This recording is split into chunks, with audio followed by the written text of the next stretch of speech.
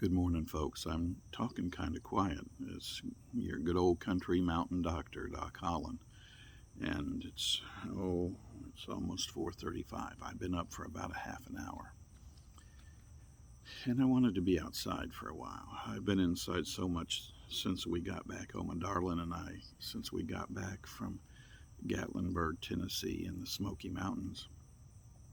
I wanted to be inside, but the problem is that it's been so hot.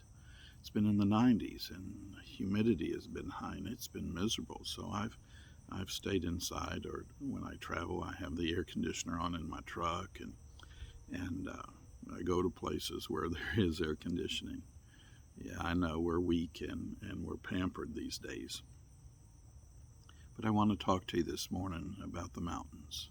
You see, those of us that grew up in the mountains, those of us that love the mountains, can't get it out of our minds. It calls to us. It calls and calls and calls. The mountains call to us. Appalachia calls to us. And there are some that say that it's because of our ties and our love and our ancestral homes in the highlands of Scotland, in the mountains and hills of Ireland. That may be true. I've never been there. That's on my bucket list. If you want to pay for me to go to see if that's where the calling is from, I'd be happy to accept that ticket to go to Scotland and Ireland and find out. Have my coffee this morning. It's decaf. You don't want to see me on caffeinated soda pop or coffee. I'm wound up enough as it is, as you know.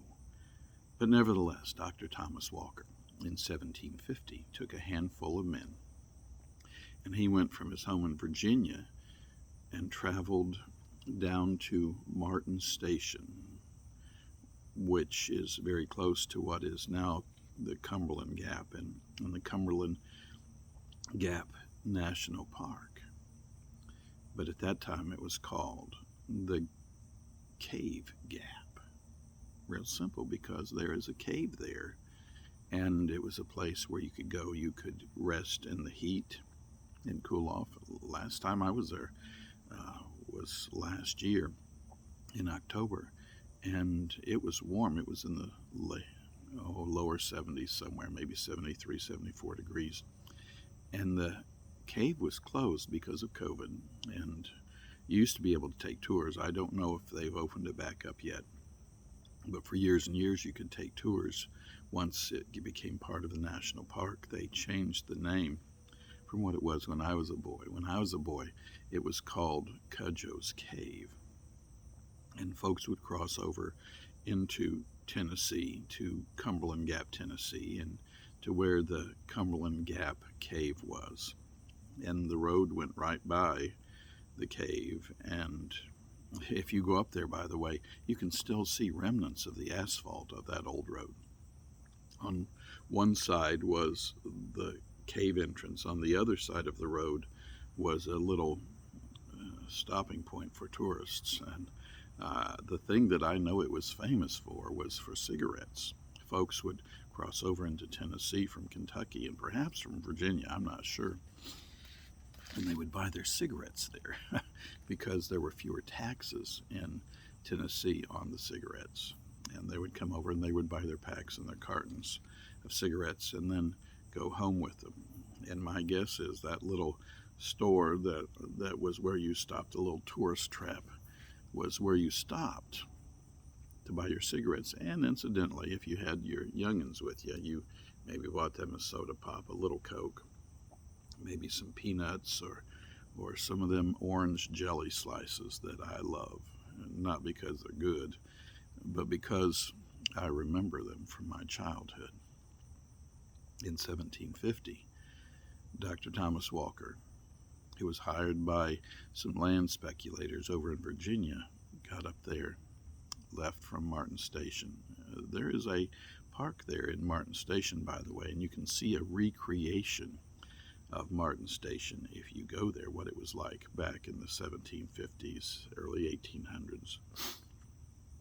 And when he got up there, he found the cave, he found the gap, And the thing that was important about that in 1750 was that it was part of a trail that was followed by Native Americans. Of course, we did not call them Native Americans, and we simply called them Indians. And the different tribes, the Shawnee, the Cherokee, Choctaw, and other tribes, traveled what was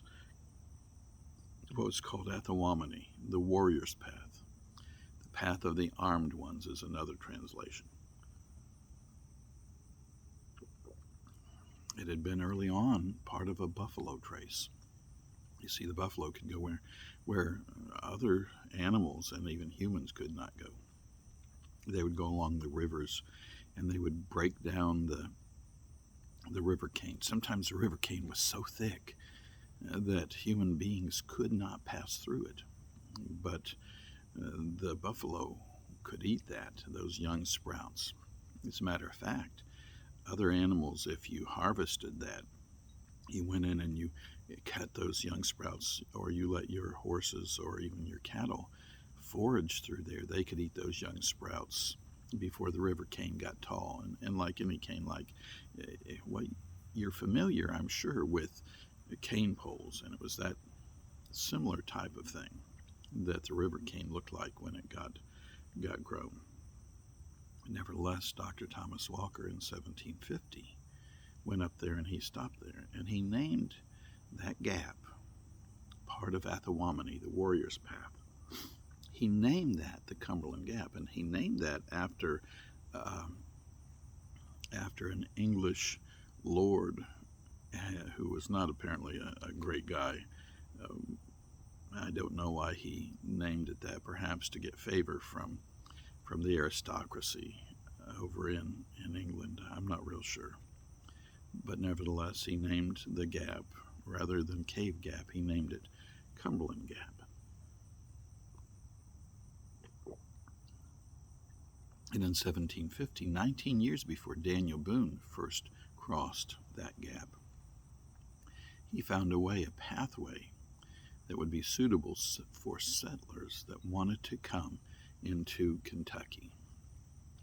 Now, early on, historians and those who wrote about Kentucky history and wrote about the Native Americans, the different tribes that traveled through Kentucky, they claimed that Kentucky was a great hunting ground and not necessarily a place for settlement for the different tribes.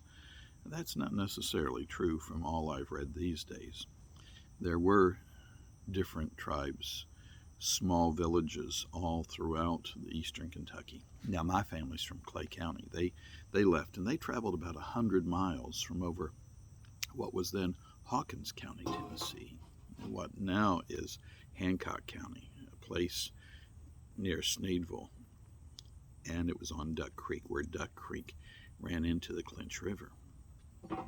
I was there last year with my cousin Catherine Alder from Texas. Her great-great-grandfather, by the way, and my great-great-grandfather were brothers. Mine was John Holland Jr., and hers was Joseph Holland, Holland. And they were brothers. And their father, my third great-grandfather, was John Holland Sr. We don't know when he came to what was Hawkins County, what is now Hancock County, but we know that he appears on land deeds in 1822. You know, that's the crazy thing, because he was living in Appalachia 200 years ago this year. Isn't that neat? Isn't that crazy? 200 years ago, my family was in Appalachia, and sometime before that, he was there. We don't know when, but we do know that he appeared on land deeds. But back to Dr. Thomas Walker. The amazing thing about him is that he was one who journaled. What that means for me and you can go and you can see his journals online.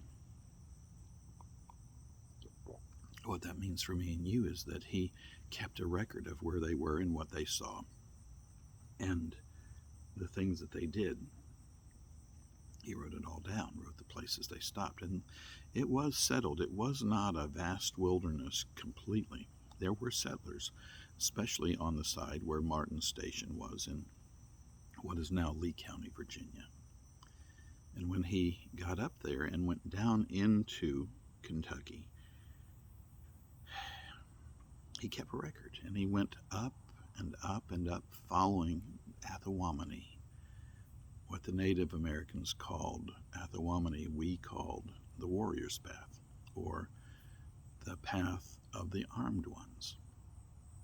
He went up through Barberville, and historically, notably, that is where there is a little bitty park. It does not do much for the recognition of what he did, because they stopped there, and he left a couple of his men there, and he told them to build a small cabin, and it was about, 10 foot by 12 foot, 8 foot by 12 foot, something like that. And they planted the pits from peaches, and they also planted, in addition to that, they planted corn, so that if the speculators from Virginia wished, they could claim that land because it had been settled, if you will, and the cabin, as well as the planting of corn and peach pits, would help establish that claim. He went further up from Barberville, and from what I understand now, there's a project, a national park endeavor, to find as much of the old Athawamani, the warrior's path, that was traveled by all the different tribes, as well as the early settlers, and to establish a long, long trail of a park, so we all can understand the importance of those tribes that traveled, and then the settlers that traveled up through there, including mine. The earliest I know is, of course, Dr. Thomas Walker, my fifth great-grandfather, but my third great-grandfather, whose name was John Gilbert Sr., traveled that way right after the Revolutionary War. And he was a long hunter. He went up there and he hunted for different animals. He loved bear meat. He loved to eat bear meat, and bear were just all over the place, as were buffalo. And he lived on buffalo meat and bear meat. There were deer, there were elk, there were painters is what they called them when I was a little boy. And there were wolves and foxes, river otters, beaver. And he went up there and he hunted, and he would get the pelts, and he would go back eventually across the Cumberland Gap. And this is right after the Revolutionary War, so in the 1780s, 90s, up to 1800. And he would take the pelts back, the skins, the hides, and he would sell them on the other side of the Cumberland Gap. They were called long hunters because they would be gone for a long period of time. One part of his vestments, of his clothing that he loved, that he wore often, was his hunting shirt. Most hunting shirts were made out of suede materials, probably deer or elk.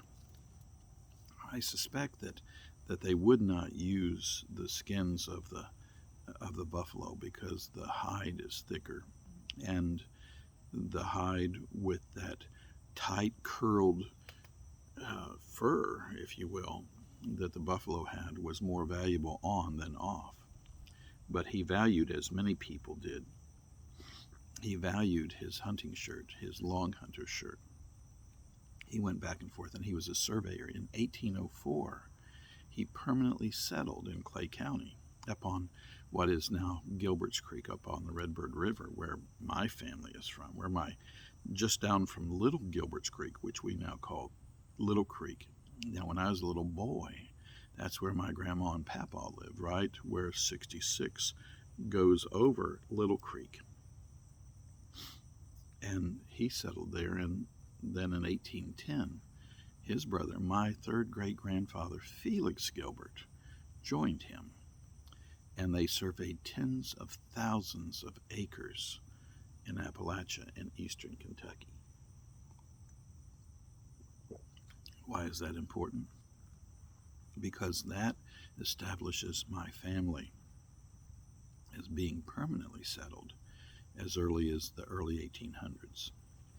Now, there's others in my family lines, the Ashers, the Allens, the Bowlings, the Gilberts, all that settled early on. The Arnetts, Arnett is the way you might pronounce it these days, but they all settled there. They all traveled across the Cumberland Gap into new territory, not new to the Native Americans, not new to the Choctaw, the Shawnee, the Cherokee, who traveled the Athawamani, the Warrior's Path. Because you see, the Warrior's Path went right smack dab through the middle of Clay County. If you go to Manchester, the Warrior's Path goes right through the middle. And the exciting thing about the Warrior's Path project that they're working on is that area will become part of that national park system eventually. And I think that's exciting. I think that's wonderful.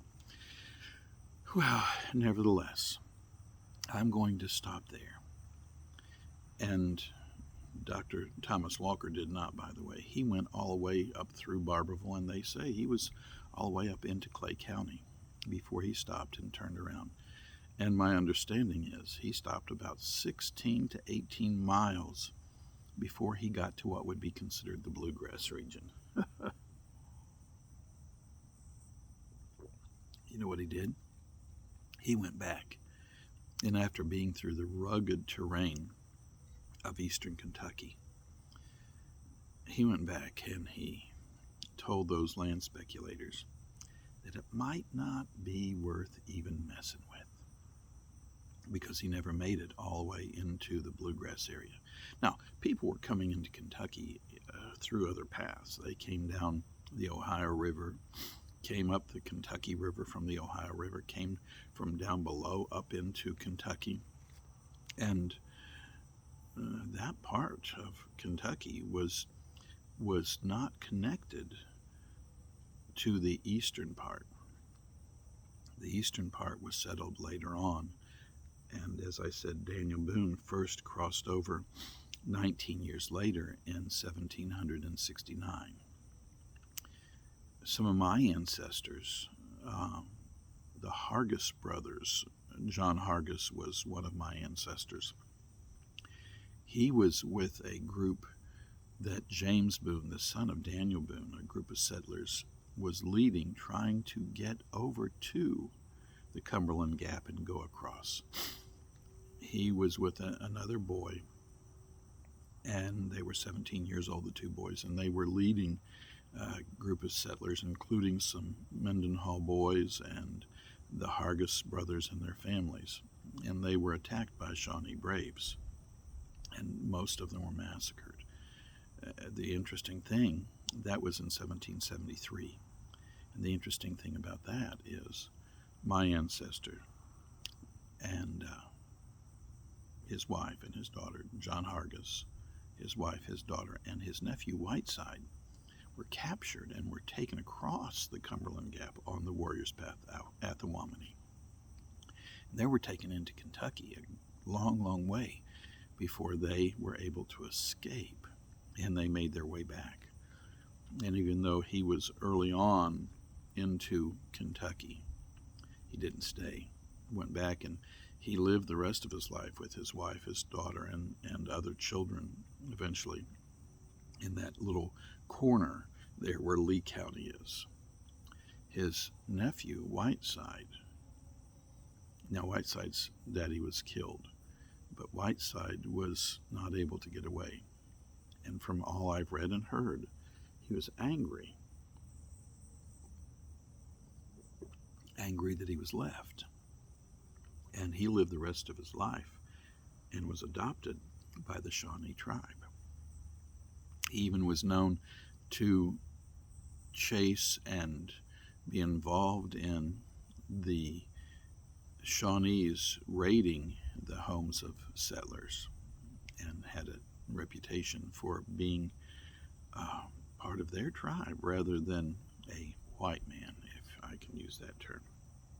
So, for now, for tonight, for this tale let's leave Dr. Thomas Walker, my fifth great grandfather, that small group of men with him that were traveling. We've taken them from Virginia to Martin Station up to Cave Gap that he named the Cumberland Gap. And because it's going to be hot today, it's going to be in the 90s again. Let's just leave him in the coolness of the mouth of that cave that we call these days Gap Cave. And that was the place that perhaps he stopped to get out of the weather and to have a place of shelter. So this is your old mountain doctor, Doc Holland. Early in the morning, it's getting close to 5 o'clock. Oh, my darling won't be up for another hour. Our twin grandbabies and their mama won't be up for at least another hour, hour and a half. And I'll have that time to ponder, to think, to pray. And you know something, even here at my home, far from the gap, far from the mountains I love, on the wrong side of the Ohio River, even now as I sit and I listen, yeah, you can hear crickets. You can hear little insects, and I don't hear any spring peepers. It's late in July and they're quiet. They found their mates and they're resting now and getting ready for a hard winter. And in the spring they'll start up again. But while you hear the crickets and those night insects calling, those of us that love the mountains, we listen and we can hear the siren song of the mountains. Because those of us that are from Appalachia, those of us that love the mountains, even now, hear them calling. Because the mountains are calling to me and to those like me. And at some point, all of us know that we must go. This is your old mountain doctor, Doc Holland. I've got more. You're going to listen, and I'll talk to you soon.